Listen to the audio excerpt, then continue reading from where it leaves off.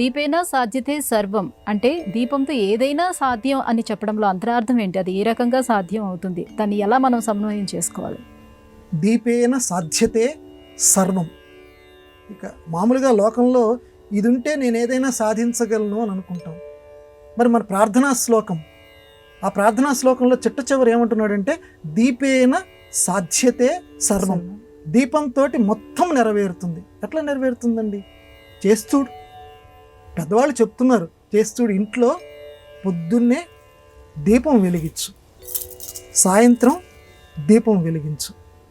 నీకు వచ్చిరా అనేటువంటి భాషలో దీపం జ్యోతి పరబ్రహ్మ అంటావు, నాకు అది రాదండి, అంత మాట మన పలకటం రాదండి అంటావా, ఓ దీపమా నీకు నమస్కారం అని మామూలు తెలుగు భాష నీకు వచ్చు కదా, ఆ దీపమా నీకు నమస్కారం అని చెప్పు.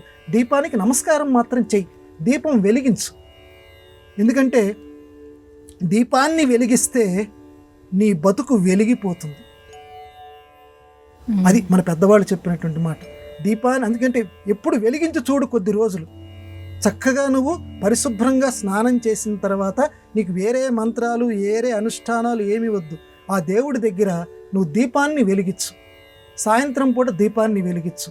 అలా కొద్ది రోజులు చేసి చూడు, నీకే తెలియనటువంటి అత్యద్భుతమైనటువంటి వాతావరణం, ఒక సౌహార్ద్ర సంభరితమైనటువంటి, ఒక ఆత్మీయతా సంభరితమైనటువంటి, ఒక చైతన్యదాయకమైనటువంటి వాతావరణం నీ ఇంట్లో ఏర్పడుతుంది, నీ చుట్టూ ఉన్నటువంటి సమాజంలో కూడా ఏర్పడుతుంది. అందుకే దీపేన సాధ్యతే సర్వం.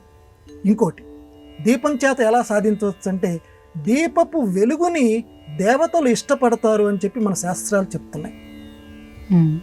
మామూలుగా ఇప్పటికీ కూడా చూడండి, మన తిరుమల లాంటి పవిత్రమైనటువంటి పుణ్యక్షేత్రాల్లో కూడా స్వామివారి ఆ మూల విరాట్ దగ్గర ఈ కరెంటుకి సంబంధించినటువంటి దీపాలు ఏవి ఉంచరు. మామూలుగా ఆ నూనెతోటి ఉన్నటువంటివి అటువంటి దీపాలు మాత్రమే అక్కడ ఉంచుతారు. ఈ కరెంటు తోటి ఉన్నవి ఉంచరు. ఎందుకని?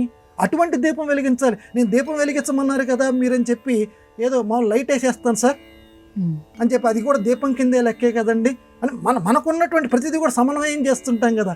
ఇది కూడా వెలుగునిస్తుంది కదండి, నువ్వు దీపం ద్వారా వెలుగు వస్తుంది అంటున్నావు కదా, నేను లైట్ వేస్తే వెలుగు వస్తుంది కదా, నాకు కూడా అన్నీ రావాలంటే కుదరదు.